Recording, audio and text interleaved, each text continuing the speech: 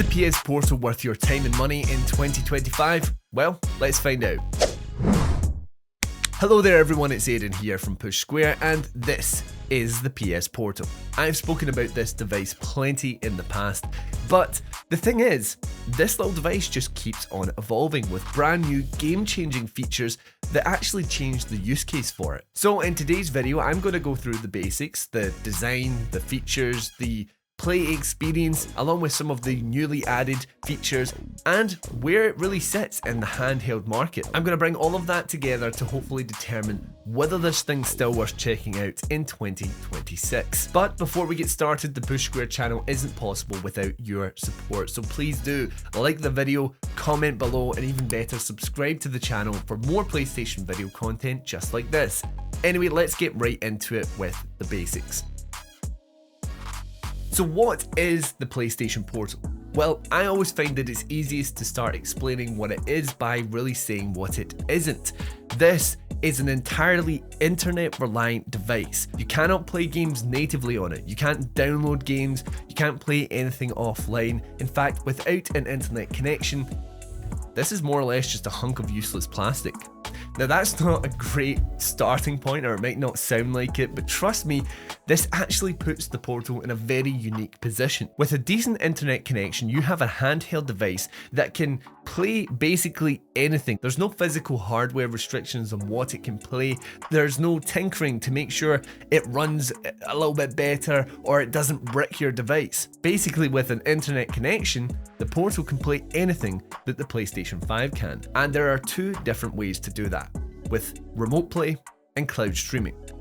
Let's start out with remote play, because when this thing launched, it was the only way to play the Portal. With an internet connection on both sides with the Portal and PS5, you're going to remotely control your PS5 to play any of your downloaded games. And you can do that from wherever really, from work, on a holiday, just down at a mate's place. As long as your PS5 is in rest mode and connected to the internet so that it can be booted up remotely, you can play from wherever really. And it really does mean that. I've been hundreds of miles away from my PS5 and played games on the Portal remotely on numerous occasions. Wherever the connection was strong, so too was the gaming experience. Now, Sony recommends a minimum internet connection of around 13 megabits per second for a 1080p connection. And because of the whole distance thing that I just mentioned there, you do not have to connect your Portal to the same Wi-Fi router as your PS5, as so many people seem to believe for some reason. So that means you can use any form of internet. It can be hotel Wi-Fi or even just your mobile hotspot. But one thing I do want to clear up is that by remotely playing on the Portal, you cannot use your PS5 for anything else at the same time. So let's say that I'm at a mate's place and I boot up my Portal and I start playing games remotely.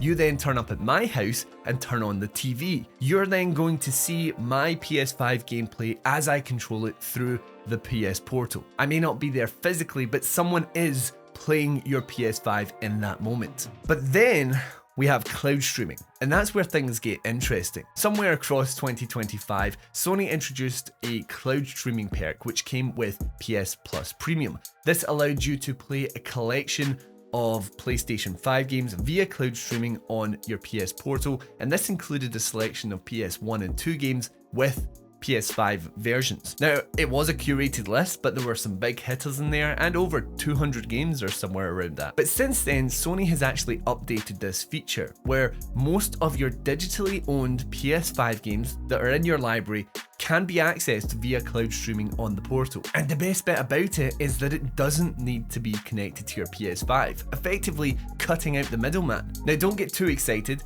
You still can't have someone playing games on your account on your PS5 while you play games on your account on your Portal. It's still one use per account at a time.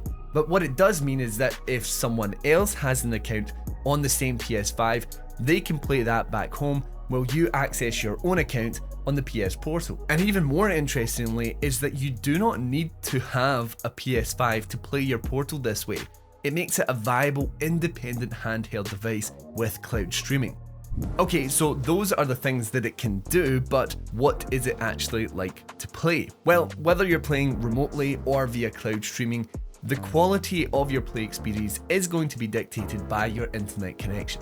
As I mentioned, 13 megabits per second is the recommended minimum for 1080p connections. Whenever I played games remotely or via cloud streaming with a strong internet connection, I've been really surprised by how smooth the experience is. Especially when you consider that you have things like haptic feedback and adaptive triggers, just amplifying that handheld experience even more. It isn't perfect though, because I've had numerous occasions where resolution just randomly dips. Maybe an automatic download on the PS5 has basically kicked me out of a remote play session. And sometimes it can take a bit to connect to your PS5 for no discernible reason. I've even had times where it just outright will not do it. So this does dig into the reliability of the PS Portal a bit. Obviously though, all of those issues can be amplified if you have a poor connection.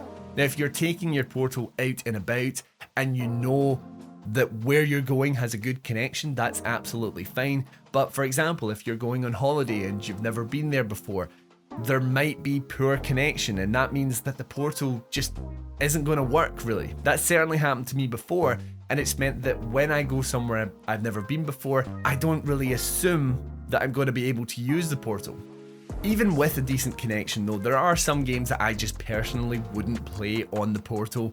Twitchy, fast-paced shooters and the like, they're just not really suited, because as good an internet connection as you may have, via cloud streaming or remote play, input lag is going to be a thing. It's just never going to be as good as playing something natively on your PS5, especially if you have a TV or monitor with a really low response time. Now that means I probably wouldn't play games like Battlefield 6 on the Portal, but that isn't to say that you can't, it's just a personal decision from me. I think the Portal really excels with some slightly slower paced games, stuff like Diablo 4 or Final Fantasy VII Rebirth or Disco Elysium. I've had such a good time playing games like this, and like I say, I'm kind of veering on the chill gaming territory. And it's really cool if some of these games are bigger games, being able to play them on my PS5 and then just pick up right where I left off on the Portal and vice versa thanks to cloud saves. But I do also want to consider the form factor, because I think that's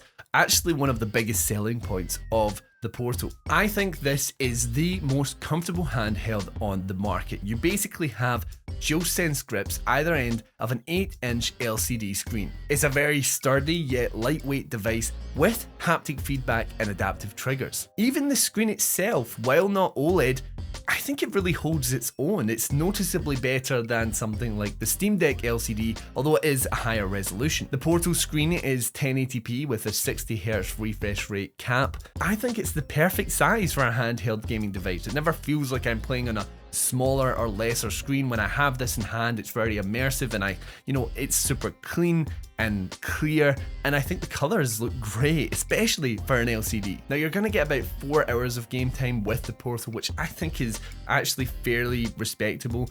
And what's better about that is that game time doesn't change and isn't dictated by what games you're playing. So for example, if you're playing on a Steam Deck and you decide to play a really intensive AAA game, your game time may be halved or even more so. That's just not a thing with the Portal, because all of the onus is being put on the PS5 or cloud streaming servers. You could be playing a proper full-on AAA game on this, and it's gonna get the same game time as it does with some little indie. And even better, because again, none of this is on the Portal, you don't have overheating issues, there are no loud fans to distract you. I know many people will say that it's not playing natively, so it's not as good, cloud streaming's not as good, whatever, but I do think it does come with its own positives, and the physical hardware restrictions, or the lack thereof, is one of them. But it isn't all sunshine and rainbows. There are some things that I think the PS Portal has kind of missed the mark on. For one, headset connectivity. It does have a 3.5mm audio jack on the back for wired connections, and the built-in speakers are actually kind of decent. But for those of us like myself that like to wear wireless headphones, Bluetooth connectivity just is not an option here. Instead, the Portal uses PlayStation Link technology, which means you're kinda locked to the Sony ecosystem with headsets like the Pulse Explorer or the Pulse Elite. Now they're saying that that's so that you get a more tied in or synced up audio experience, and that may be true, but it would be nice to have the option. It does in some ways feel kind of greedy on Sony's part. Then there's cloud streaming access, which I have a bit of a two-pronged complaint about. For one, it is locked behind a £120 a year subscription. Now, I'm not saying that's all that you're paying for. You're actually getting a lot of value out of that, not just for your Portal, but also your PS5, because you're getting access to hundreds of PS4 and 5 games, hundreds of previous gen games as well, via a variety of both cloud streaming and native play, and you're getting things like discounts, game trials and the like. But if you're approaching this solely from the perspective of the Portal, and you're only really interested in cloud streaming your own digitally owned games, then you're still having to fork out the full amount for premium. And considering how much value it adds to the use case of the Portal, it feels a bit exploitative. I personally think there should be maybe a cheaper option exclusively for the Portal, or maybe even just including cloud streaming in one of the cheaper tiers. But then I also find it really weird the games that they choose to omit from the cloud streaming experience as well. I just mentioned Diablo 4 earlier, but even though I own that game digitally, I cannot access it via cloud streaming for some reason. So that means that not every one of your PS5 games is going to be accessible. And PS4 games, you just can't cloud stream PS4 games. That's a huge bunch of your library that's just going to be completely missing. Like, I really wanted to play The Division recently because it had its 60 FPS update, and I would love to chip away at it in the background with my Portal, but it doesn't have a native PS5 version. So I can't. End of story. It's very weird. Something that has to be brought up though is the competition. Handheld gaming has really changed over the last couple of years, and you've got a lot of different options with the Switch 2, the Steam Deck, or even something like the ROG Ally X. So with the Portal's £200 price tag, where does that sit amongst all of its competition? I have always personally found the price of the Portal to be a bit high. I thought £150 would actually be a better price point for it. But now that you're getting handheld consoles that cost you £400, £500, £700 plus, it does make this one of your cheapest options on the market. Now, if you really aren't that bothered with the form factor, you could buy a Backbone 1 to play remotely on your phone. Similarly, if you have an iPad and a DualSense controller, you can remote play that way as well. But if you are looking for something a bit more dedicated, then you are £150 more for the entry-level Steam Deck, you're £200 more for the Switch 2, and then you're £300 plus for anything that ROG is bringing out. Now, each of these does come with its own perks. Like, look at the Steam Deck, for example. You can basically access years and years, generations worth of games via Steam. There's no lock behind what games you can play and can't play. It's basically a mini PC, and you can even remotely play the PS5 with it as well. But if you're watching this video, then I'm going to assume that you already have a PS5, which means you already have a library full of games, and now with this, you can just take all of that out and on the go. And all of this for about half the price of its competitors, and without any of the worry of whether your games are actually going to run on it. The use case for the PS Portal has always been disputed.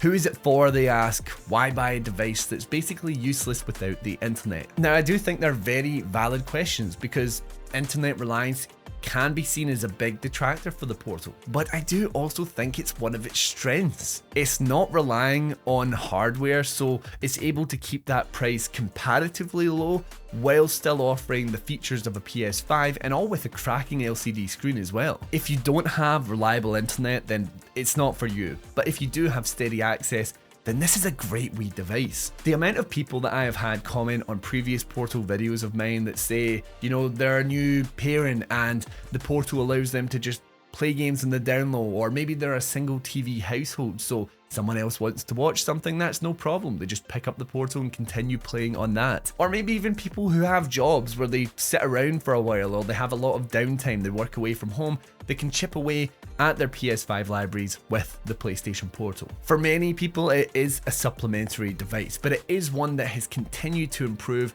via cloud streaming features. Even little things like the dashboards have gotten better over time. Sure, there's still things that I just do not like about it, like the paywall to access cloud streaming or the lack of Bluetooth connectivity, but it also has that appeal of just taking your PS5 library on the go. Other than potential internet issues, there's no faff, it's just portable fun in a comfortable form factor for about half the price of most modern devices on the market. Truth be told, there hasn't really been a better time to get a PS Portal.